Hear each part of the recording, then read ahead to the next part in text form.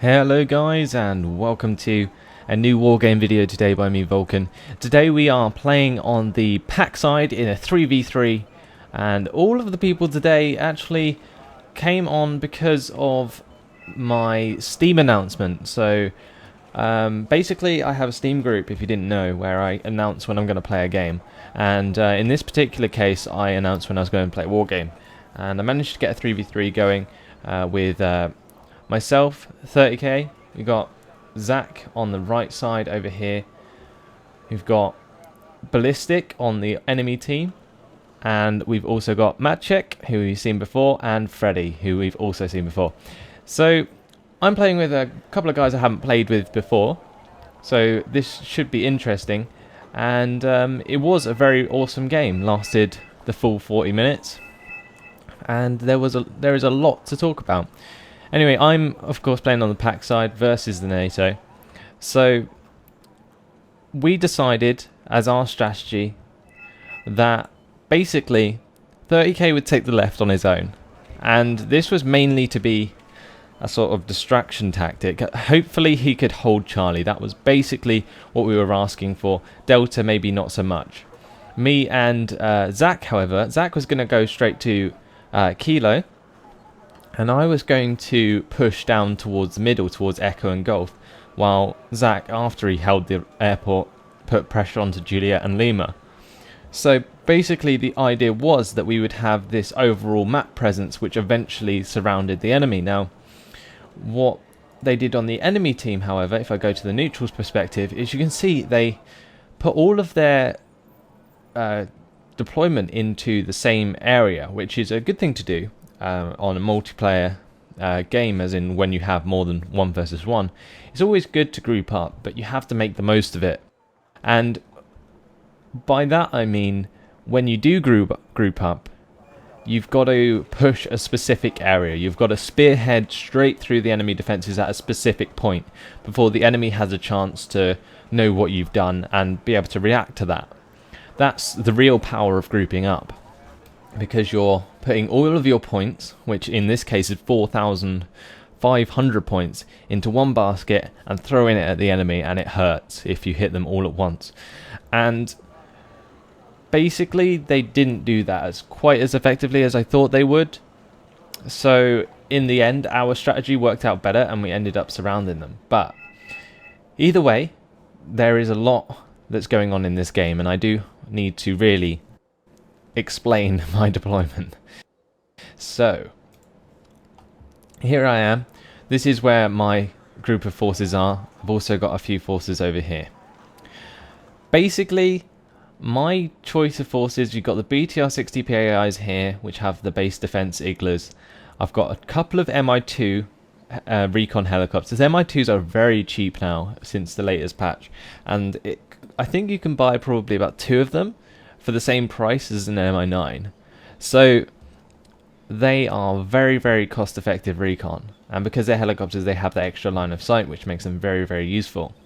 Now these BTR-60 PAIs have Conkers in them. They were just 2 squads that were going to cover Echo. One was going to go in this forest here and the other into this forest here, and they were going to cover from the ridge over Echo. You always want to have the height advantage with HGMs. They work really well in that respect. I've got this BRDM here, which is going to go to Echo as well. And I've also got this BDRM, which is going to sit back in the base for now.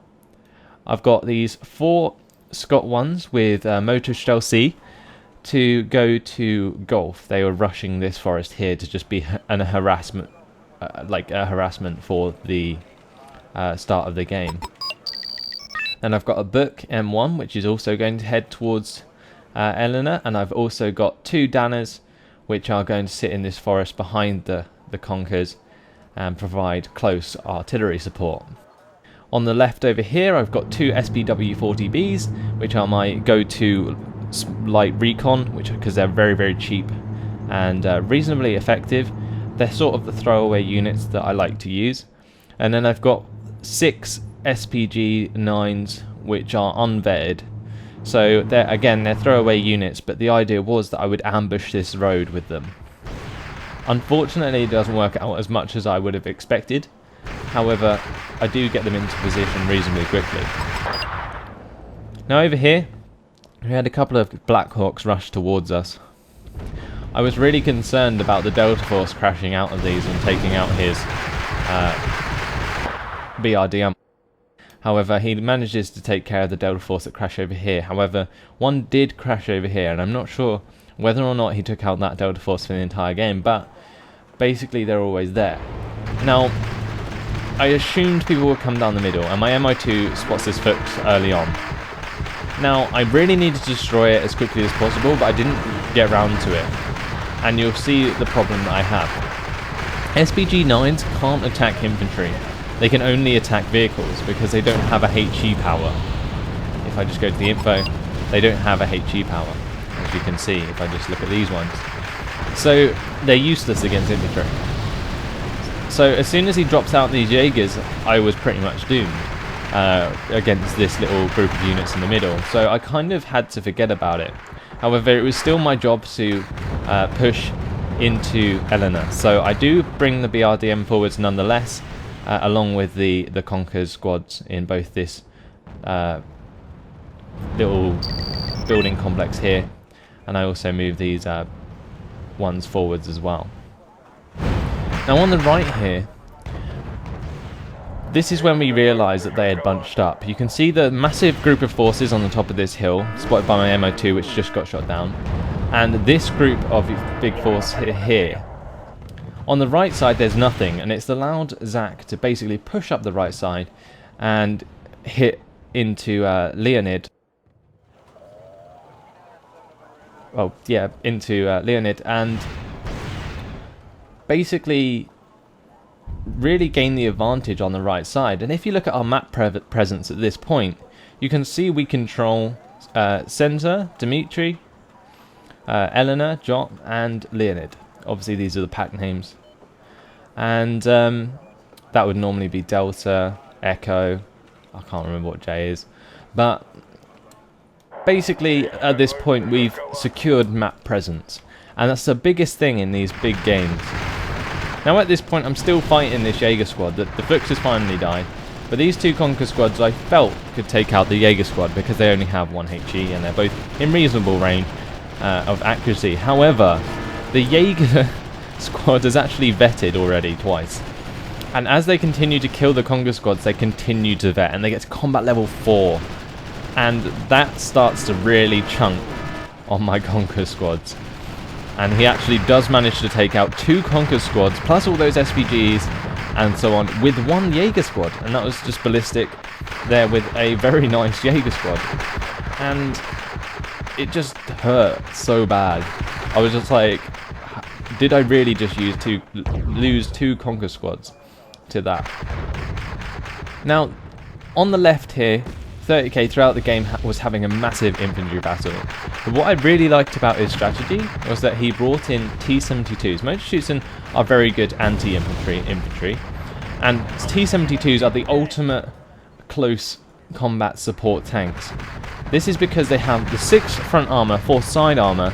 They have a huge huge AP power for their price of 40, and the HE power of 4, which is very, very effective against infantry. The accuracy of 3 is not great, but the idea is that you get the T-72 close enough to fire on infantry from close range, which can be very, very effective, especially in forests. And that's what he makes very good use of them for, and that's what they're supposed to be ultimately used for. So basically he spreads out Motorschützen across this band of forest, a lot like I did the last time I was playing Airfield, and really takes advantage of it. And he does an amazing job on the left side, and actually I believe he gets the most points throughout the game. Anyway, in the meantime, I'm using my Danners to really harass the enemy. I actually managed to destroy the enemy Kiowa in the middle of the map just by using arty. If they are hovering quite low, you can arty a helicopter and it will go down. I have brought in another couple of Danners since, and another BRDM to secure Boris in the meantime. And the reason I've done this is because our overall map presence is so great, we may as well take advantage of it. So me controlling these 3 sectors is really giving a bonus to our entire team. So I've got these T813s which come in very handy throughout the game. I've got another Book M1 come in on the left side. I've got the one that I brought in earlier on the right. I've got a couple of Topaz with Pichota Smech in them, and I've got my MI2s still hanging about. One of them's already been shot down, however, though. Now, unfortunately, my SPGs, they weren't very handy throughout this entire game, and it was probably quite a big mistake. However, basically, it gave me presence in the middle, and it stopped him from rushing down the middle. And I think mind games are a lot of what makes Wargame. There's a lot of, similar to their predecessor game, Ruse, there's a lot of that going on. If you just put a load of small cheap units in a particular area, you can really get away with showing more presence than there actually is. And although the middle is relatively undefended, they were obviously too scared to attack it. You can see how many troops they had in this corner of the map. If they had pushed with that, they would have overwhelmed us, no problem. But they decided to go into the defense mode, and that didn't do them any favours, unfortunately. Because we had the map presence, we eventually built up more points, and then eventually overran them. So, anyway, seeing these 4 VABs over in Dimitri, I already started to fire on them for quite a while. But basically, because these are light units, I basically wanted the 3 points, and I knew that there would be infantry in this town, because otherwise why would the VABs be there?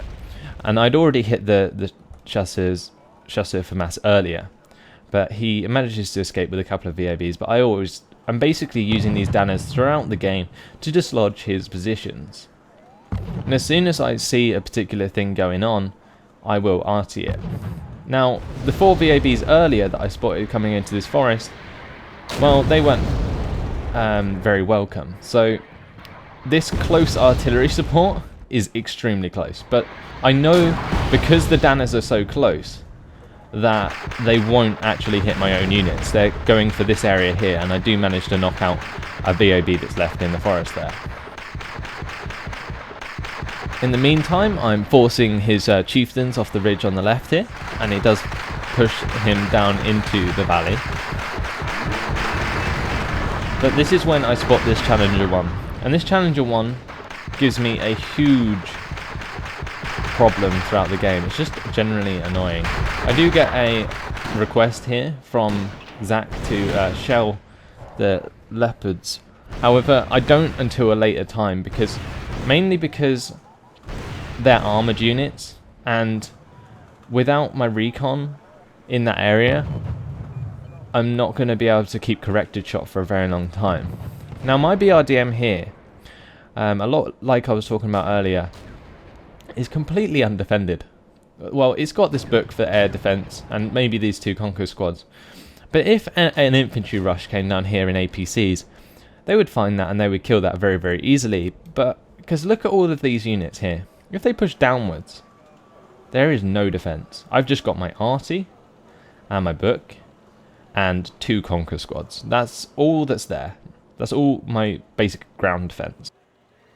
But because I've shown presence, they're almost too scared to push, and they didn't use enough recon throughout the game, enough waste recon like I do with my SPW-40Bs to find out what was really about. What would have been really good from their point of view to do is just to send like an empty APC or something down the middle of Eleanor to basically find out what's going on. For example, this VAB could be used to push into this forest here, like emptying this Fuchs and then sending it all the way down to Boris, see how far it gets. Because if it gets far, it's only an APC. You know that you're going to be able to push tanks or whatever else down there and really get away with something that's maybe seems impossible. Anyway, eventually I do arty these Leopard 105s for Zach on the right, because they do come into a decent recon. But I've brought up a T80U now, and this is in direct response to seeing the Challenger. The Challenger 1s are no match for a T80U. T80U are by far the best tank in the game. and I make reasonable use of them throughout this game. Anyway, my proactive my proactive artillery here really does help. I take out all his VABs plus the infantry that comes with it. I move up a Scot to also help out. I just literally just drown this forest with artillery and really just destroy all that infantry. Now I do have to move my Scot 1 back just in case it gets hit by a random artillery shot, but generally I know that that's very corrected because they are so close that that's within a couple of thousand meters. Not something you'd normally see. Anyway, my TATU isn't too bothered by these Fuchs being this close, but I do have to be careful about turning my armour towards these Jaegers and getting hit in the side by this Challenger 1. Now I tried to move my MI2 forwards, but unfortunately it does get sniped by a couple of AA units, and in the meantime I've got a couple of Scot 1s pushing up on the right with Motor Chelsea to try and outflank this Challenger. Now I'm basically focusing this TATU on this Challenger 1. The Challenger 1 does have a lot of armour and therefore will take a lot of shots from the TATU. However, it needs to get a lot closer than the TATU to actually do damage. Anyway, seeing the AA there, I do start to artillery in this particular area just to try and put them out of position. But after the Challenger 1's retreated, my TATU is then asked to focus onto the Jaegers just to remove them from that presence. Now, although my Motor Chelsea squads, very cheap, but didn't do very much getting up here, they did reveal a lot of the units around this area. You saw the ATGMs coming across and all sorts of stuff like that, and I really took notice of that. Now at this point, Zach did point out that I was running out of ammo for my artillery, but I had, before he pointed that out, already sent my T813s back to go and get resupplied at the FOB. Furthermore, I also had another spare T813, which was potentially supposed to resupply the book, come over and resupply the Danners instead. Now with that push, or the counter push in the middle of the map, reasonably successful, I bring my TATU back just to be safe. And also the Apaches are hanging about at the back here, and I don't want to get this caught out by Apache. That's the last thing I want to do. Now I was hoping that he would try and press onto my TATU, but unfortunately he didn't, so I couldn't get away with sniping it with a book. But what you can see is that what the enemy did really well throughout this game was kept shooting down our air recon. This MI9 back here is the only one I think that stays alive throughout most of the game. I have to continuously bring in MI2s to provide more recon, and I do gradually get more careful, but basically they're using Marder Roland 2s and Chaparrals to snipe our MI2 recon, and this makes me have to start to rely on ground recon like UAZs. Now UAZs are very good,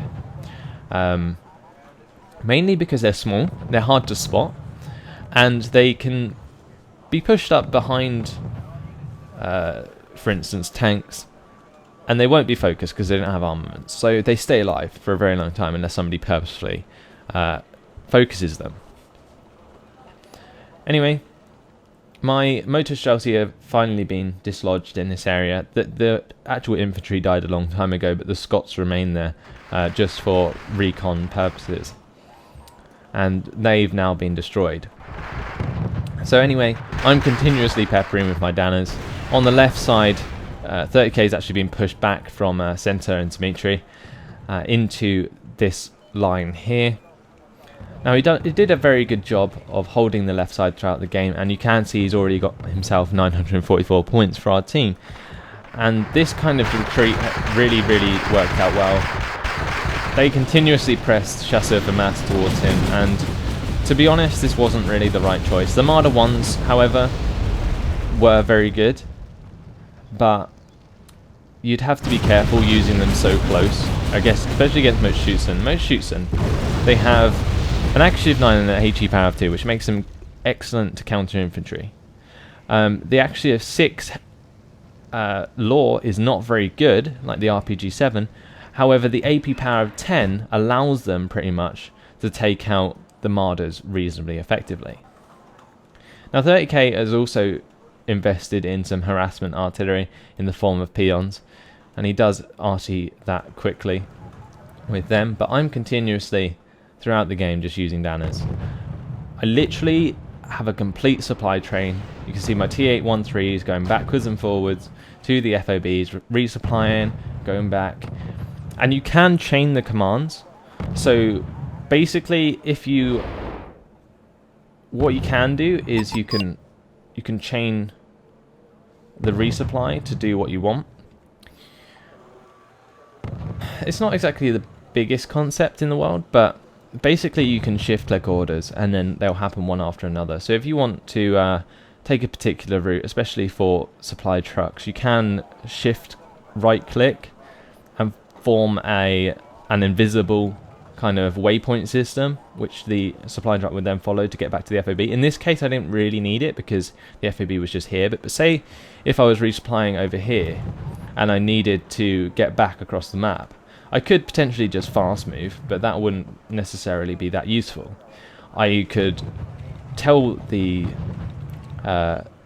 supply truck to come across the back of the line here, specifically get onto a motorway, then come off the motorway, and then go down to the FOB. It's one of those things, it's very dependent on your map. Anyway, in the meantime, I'm using some blind artillery to kind of guess where the enemy's going to be, and I do get a few hits here and there onto this specific area. Because I saw enemies there earlier, I originally stopped artying it.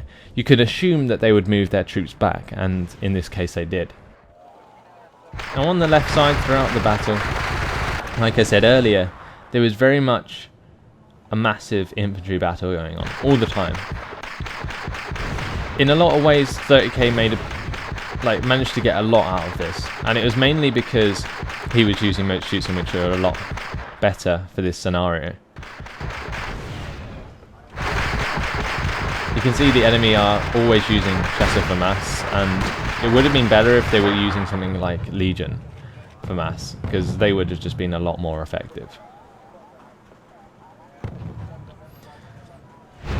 Now at this point, over on the right side, the top right, Ballistic tries to push up with rise patterns and some loose units straight into this bush here. However, I'm not sure if he had recon on this area, but pushing tanks up into 4 Conquer's jeeps is never going to end well, and you can see just how quickly those 5 armoured vehicles got absolutely annihilated. Yes, a few of them were just APCs, but these 2 rise patterns back here, well, they're going to cost quite a lot. So we've kind of got to this point where we have even more map presence now. They are stuck with Fedor, Center and Dmitry. 30k on the left has done a very good job of just holding this line completely, and with all these extra points that we're getting in from holding all of these objectives, we can basically afford to bring up even more troops, and that's very evident by the fact that I've brought up a second T-80U now, plus a Tunguska, which is going to be their close anti-air support. You can see my T813s are still moving around, resupplying as they need. But basically, I wasn't sure if we were going to win at this point. There's still 20 minutes left on the clock, and I'm currently on 424 points. I haven't made the biggest impact in the game, but I've showed presence in the middle of the map, which has really stopped them from pushing at the start. 30k has done a very, very, very good job on the left, holding against infantry. And Zach on the right's taken massive advantage of them not starting on that side. So that allowed us to surround them.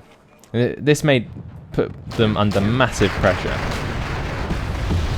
Now, as I wasn't really doing very much, I did come over to the left here to watch this occasionally. And it was pretty cool how Freddy brought in these mortar carriers to really support his infantry, and it was a very good choice. However, he didn't continue to use them.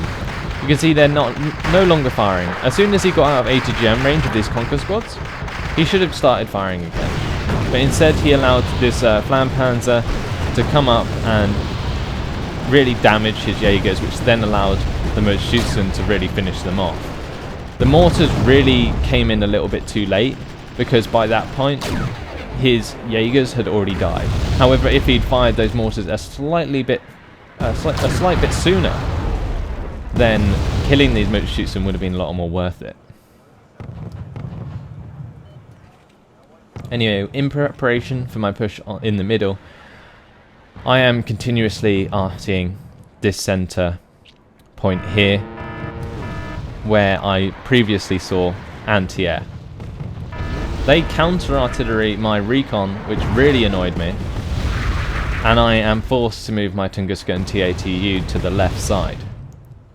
Now, throughout the game they are using Abbots. These are beautiful artillery units. I love using these. And the reason they're very good is because they have an accuracy of 5 and an HE power of 4. Now, that accuracy is very, very useful because it means like that one more accuracy than, for instance, M103s is just so useful. Anyway, with me sort of catching on that they must have recon of my own recon, I pepper this area completely with artillery, and I destroy a load of units. Basically, you didn't see it because I was on the neutral's perspective, but basically I destroyed a couple of Chasseur FAMAS squads, the APCs that are in this forest, and I forced out his VIB Mephistos. Now this allows me to push forwards this infantry into the forest here, and then once I find out that there's nothing left in there, it allows me to be more aggressive with his TATUs.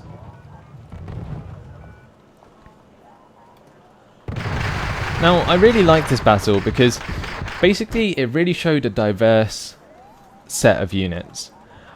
Like, we're all pretty much have our own arty. We've all using ATGMs, helicopters. I think I already said ATGM. There we go. Tanks, APCs, infantry. It was just like, on the left here it was the infantry battle. On the middle it was more heavy tanks. And on the right side it was all about outflanking. And because of that, it really just shone as one of those battles that I really enjoyed playing. Anyway, one thing that I really did wrong in the middle, and one thing that I would really like to point out, is the use of recon, especially in terms of having backup recon. I did a really poor job of making sure that I had more than one recon unit in an area at the same time.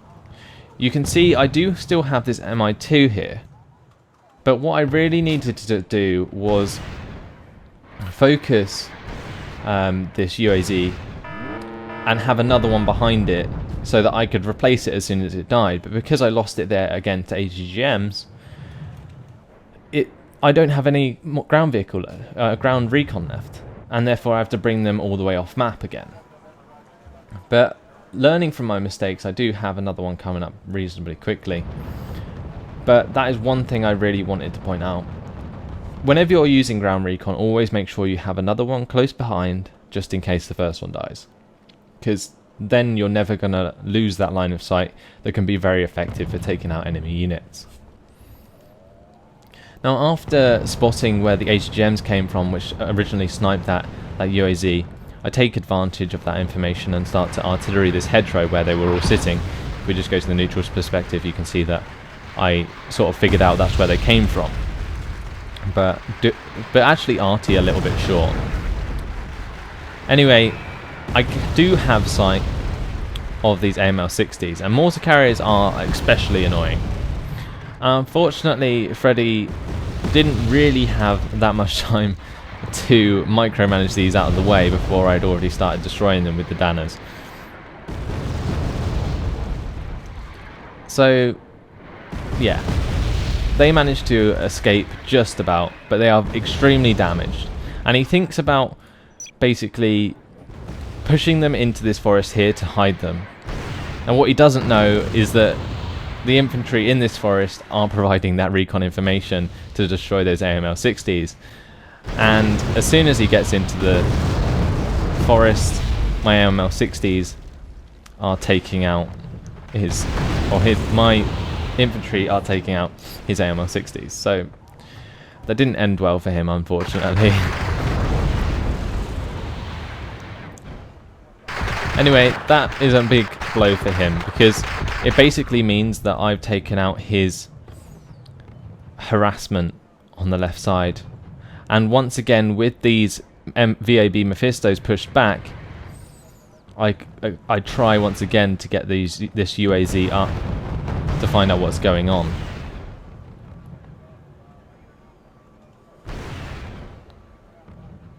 Now, as soon as I know that I've got these HDGMs pinned down with artillery, I push forwards the T-80Us to try and take care of this Challenger 1.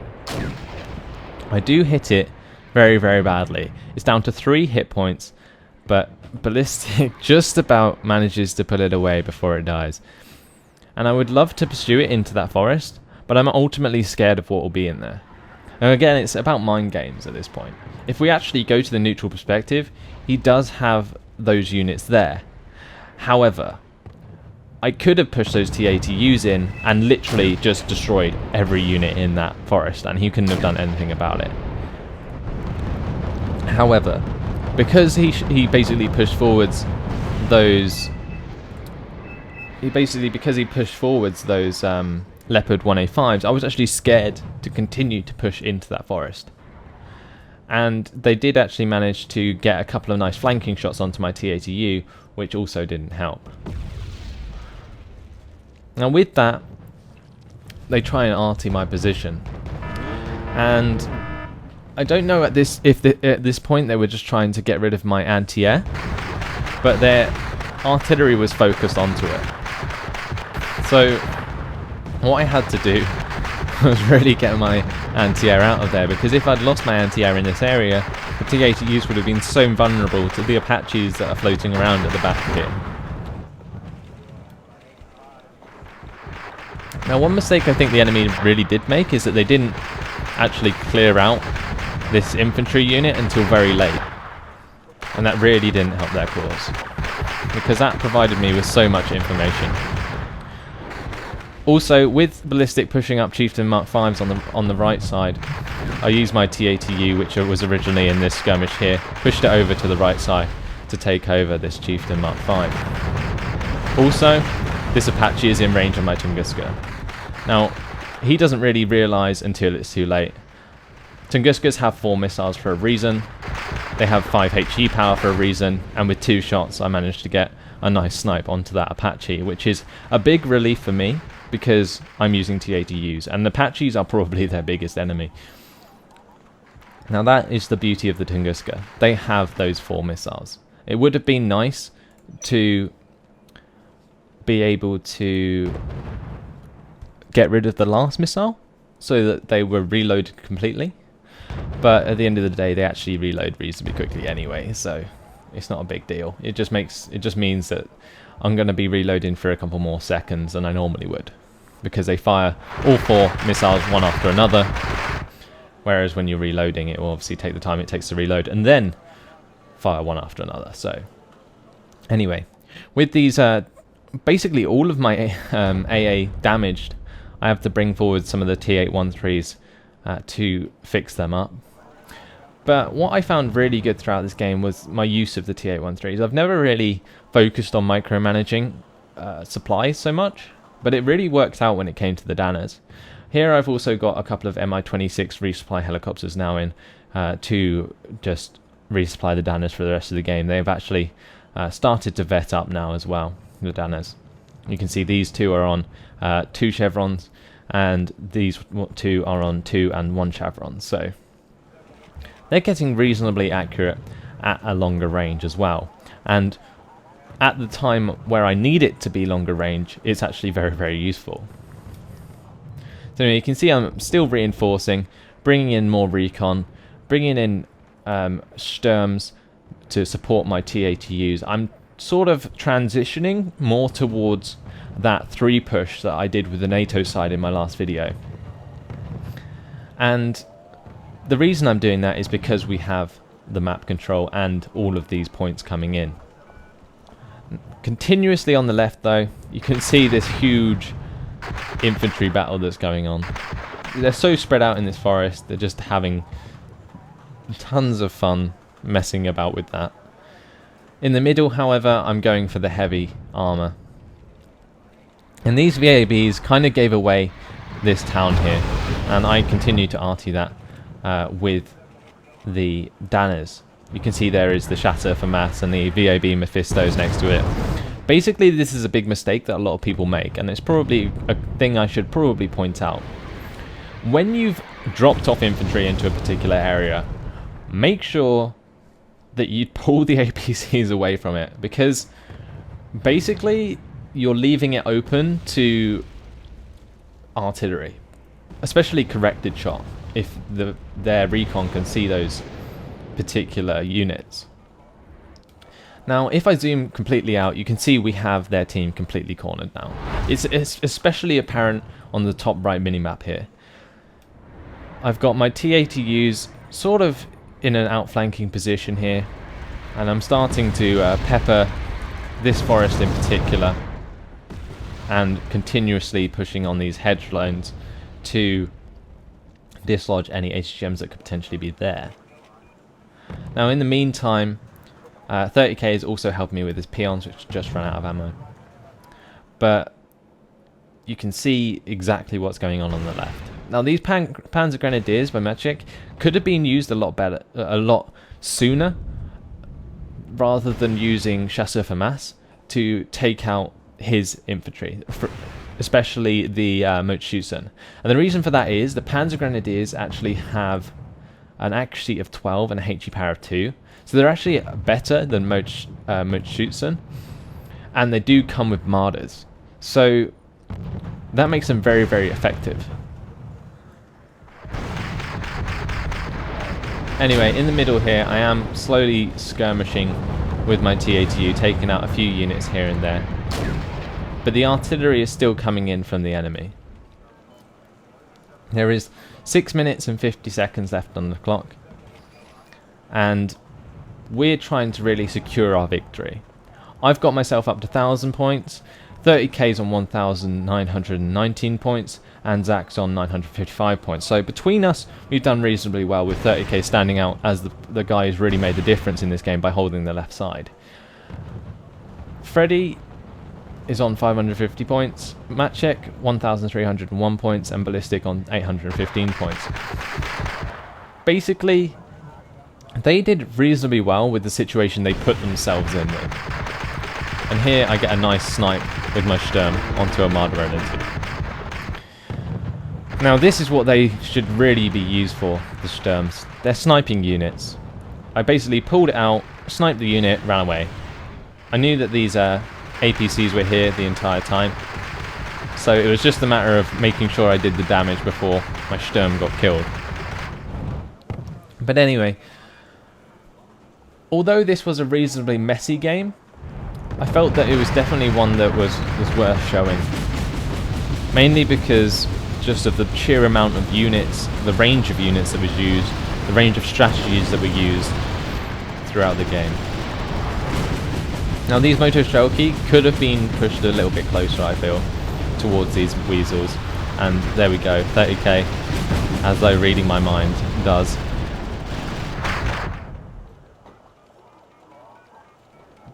This 30k really made the biggest difference. I keep mentioning him because basically they started 3 men in Fedor. If he hadn't have held the left side, we would have got swamped. They would have broken through this line and then swung around and taken out the rest of our units. Now here I actually lose a T-80U. That was lost to VAB Mephistos and the M1 or the toes that were up here. But what was really disappointing was I was actually just getting over the edge of the ridge here when about 3 HGMs hit it in the front armor. And that's very, very unlikely. It's unlikely that that's ever going to happen, and a missed micromanagement here from the Sturm unfortunately means that dies to another HGM as well. Now, the reason that micromanage went wrong was because I was asking it to attack a unit that went invisible. And after it went invisible, it tried to chase it. and then it put itself out of position and got itself killed. Now that's something you have to be very, very wary of, and it does happen a reasonable amount. So make sure you aren't micromanaging your units when you ask them to attack something, because generally it's gonna really, really hurt at the end of the day when they come out of position and get themselves killed. Now my T-80U has a bit of a field day here, just sniping these AML 90 lynxes. Originally this was a good idea to push them up so close to my T-80U, but because he stopped pushing, it didn't make any difference really. My T-80U gets a nice snipe actually onto this Jeep. Not something you normally see with the T-80U's HGM, but he does do well to do it. And here I start artying those AML lynxes to try and get them to push onto me. Also the APCs that are left in this forest here also get taken out because of that artillery, and I felt it was finally time to take care of that. Anyway, because he actually stopped the AML 90 lynxes here, it just gives my T-80U a field day sniping them. And also, with support of Zach's Mi-8 TVs, we just take out the rest with the helicopters and rocket pods and so on. So, with that, we sort of stunted that little push in the middle. Now here is a little sort of secret weapon. You can see I'm micromanaging each one of these Scott ones separately. The idea of this was to give me information and potentially be deadly with these Motor Chelsea. This is Scott 1 with Motor Chelsea. I like to use Scott 1s with Motor Chelsea because the Motor Chelsea are anti-tank. They have a really good AT weapon, although they're in small squads. If I want to bring in an anti-infantry, I'll bring in a Topaz 2A, and with the recoilless rifle, with the Pachota spec. So, anyway, these 4 Scots are basically going to push over this ridge and find out what's there for me, so I can begin again to use T-80Us and other T-80s. I do spot Mephistos and all sorts of stuff starting to fire at me. This is also with the help of my Mi-2. But basically, just by sending out these Scott ones, which are basically worth nothing, I spot so many ATGMs, and that just tells me that's just a no-go with the T-80U. Yes, I move the T-80U forwards, but you can just see how long the Scott ones survive against the ATGMs. And this Scott one actually gets close enough to drop out the Motor Chelsea, who actually snipe this MAV or VAB Mephisto with their 8-axis RPG, and that is a very good trade. All of those units together probably cost me about 80 points, and I managed to take out a VAB Mephisto worth 50 points. Now, in theory, that's not worth it, but you've got to think about the extra 20 points I've just gained there, plus all of the recon information that I got, which then again just scored me 30 points of a kill in this area here with the Danners. So, although there's only 40 seconds left on the clock, I have now brought up a couple of T62 MVs, which are the highest variant of the T62s you can get.